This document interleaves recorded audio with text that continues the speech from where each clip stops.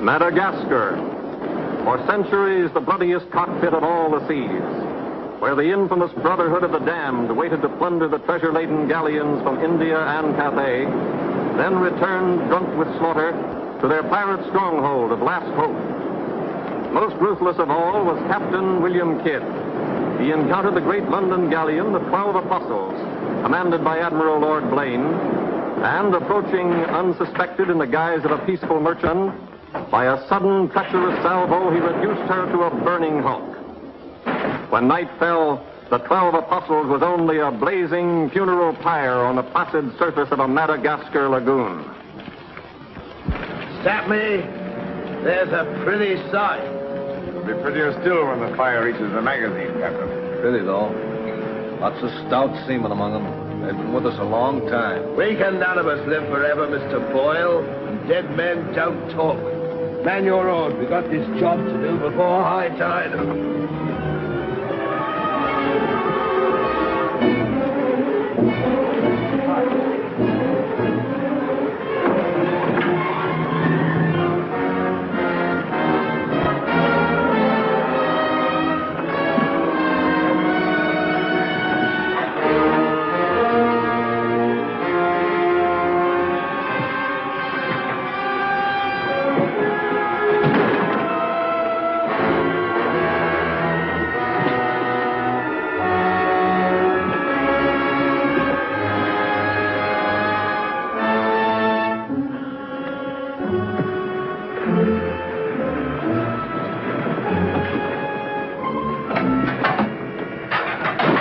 There. And dig fast. If the tide catches us there, it'll save the king's hangman some rope.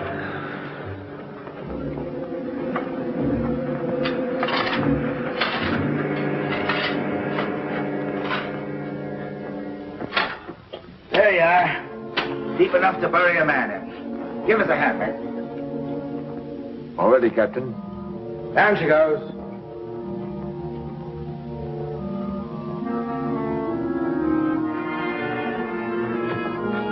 What are you waiting for?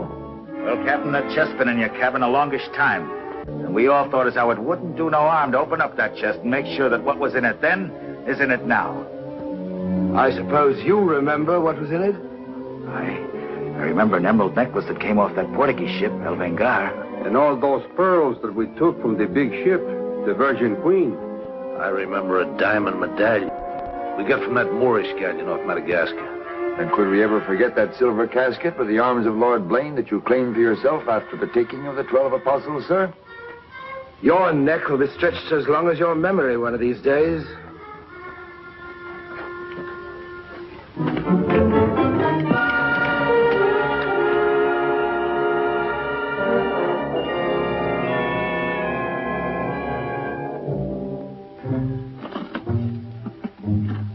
Satisfied? Gallows, meat.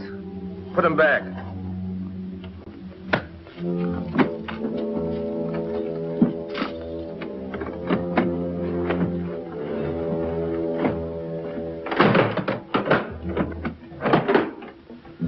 Lower away.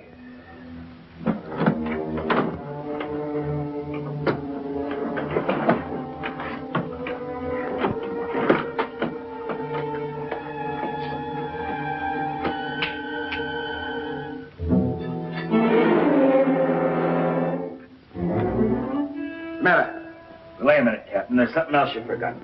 What do you want now? We've got but half an hour before the tide traps us. That's as may be, sir. We're all equal in this, I take it. Equal shares, yes. Well, that key, then, what you put back in your belt. That goes down with the chest. Thus we starts all clear and no favors. And if some of us don't get back, it'll be that much easier open for them as does. Question me honor again, would you? I'll rip you from belly to chine.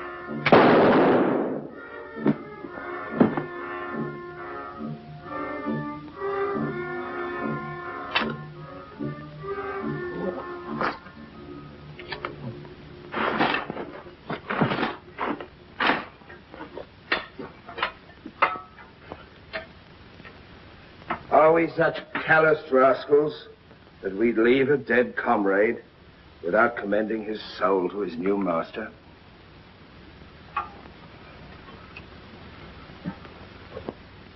Here lieth one who through treachery and avarice would have placed in jeopardy the lives of honest men.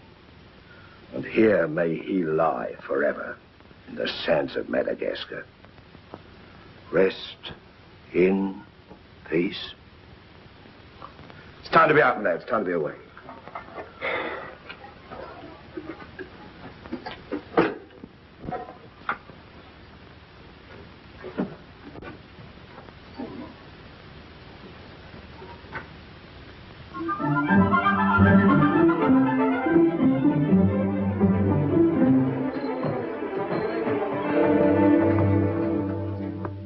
Gentleman's a gentleman, he's a gentleman. That's all there is to it, sir. I'm one of nature's gentlemen, but I need polish, my good man. If I'm to improve myself... Gentleman employs the terminology, my good man, only when addressing lower servants, or his inferior, sir. You see, that's why I need you. My upbringing... The gentleman never sucks his teeth, sir. Many a man's social career has been ruined by less, sir. You seem to know your business. I want the best mine, and I can pay for it. 100 quid a year. An infallible mark of the person of quality is his reluctance to pay his domestics high wages. You don't say so. Merely an idiosyncrasy of good breeding, sir. 60 quid a year, then? You realize I've never been on board a ship before, sir. Oh, don't let that frighten you. To the contrary. In fact, since I was a nipper, I've had rather an adventurous inclination toward life on the bound in Maine. It should be quite educational, sir. You'll learn a lot, no doubt. Is it a bargain, then? Very well, sir. My hand on it? Oh.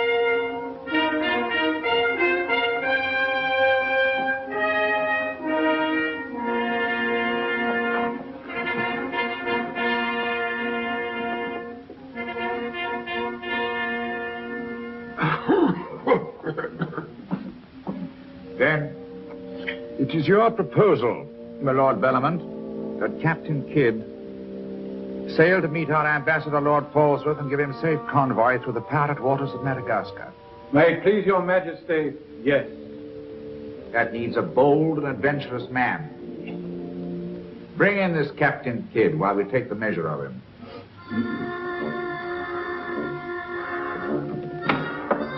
Captain William Kidd.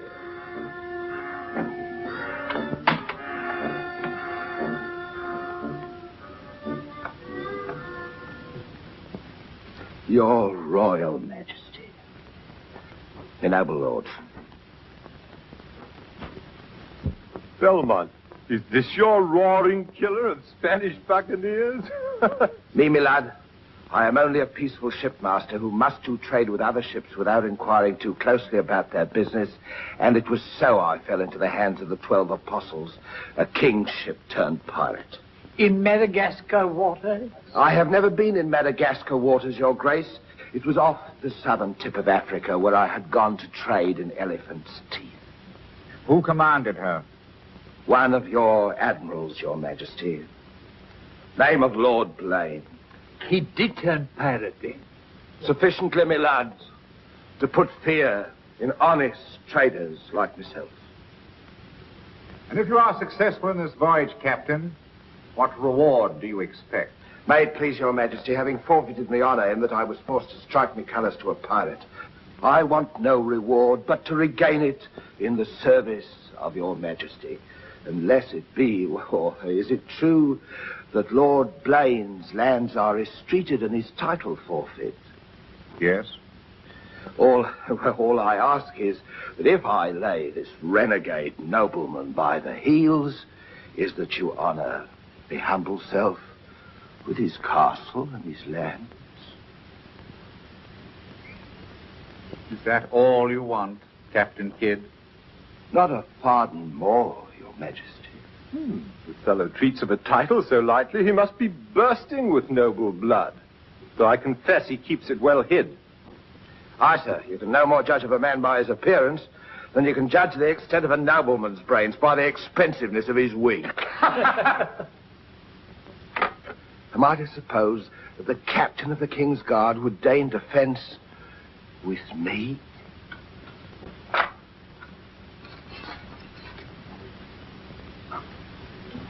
Come, Captain. Is your courage less than your wit? Nay, sir, I know nothing of fence. You must come at me quickly as though you'd kill me. Very well, then.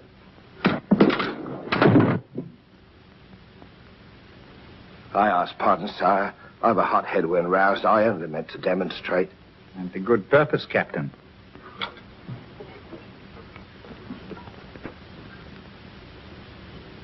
Your Majesty is satisfied with the captain of our choosing? I can think of none better. I thank you, sir. And now, Captain, the main mission of your cruise will be to meet a great ship, the Quida merchant, which is sailing from India with vast treasures, and to give her safe conduct in my name past the pirate waters of Madagascar. But, Your Majesty, will her commander accept my letter of marque as sufficient authority to... You shall have a letter to our ambassador, Lord Falsworth, who is returning in her. But he is to accept your protection. And to submit to all matters pertaining to the safety of the ship and her treasure, sire. Oh, yes. And now, sire, me crew. Your crew? Captain Kidd wishes to recruit a crew from the pirates now under capital sentence in Newgate and the Marshalsea. A crew of condemned pirates? Aye, sir. There's none would be so loyal, nor fight so desperate as cutthroats under sentence of death, if they knew that at the end of the voyage, a royal pardon would be in their pockets. That I shall hold you accountable for their good conduct. Between their conduct and mine, Your Majesty, there will be little to choose.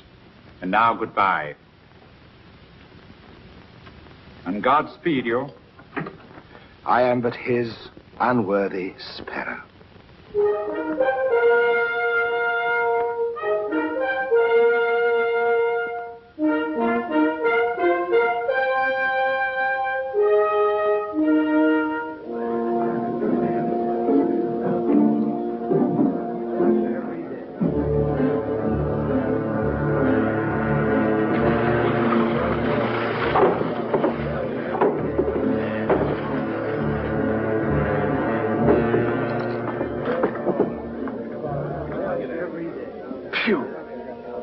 Eat the bill scum from an African slaver. Adam, don't let that temper get you the lash again. If I must hang, I'll hang. But I'll go to the gallows with clean guts at least.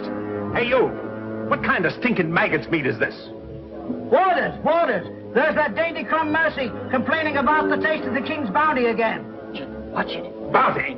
Bounty me eye. The king's allowance is 3 a day for food, not muck from the sewers of Whitechapel. Making trouble again, eh, Mercy? I'm asking only what a man's legally entitled to.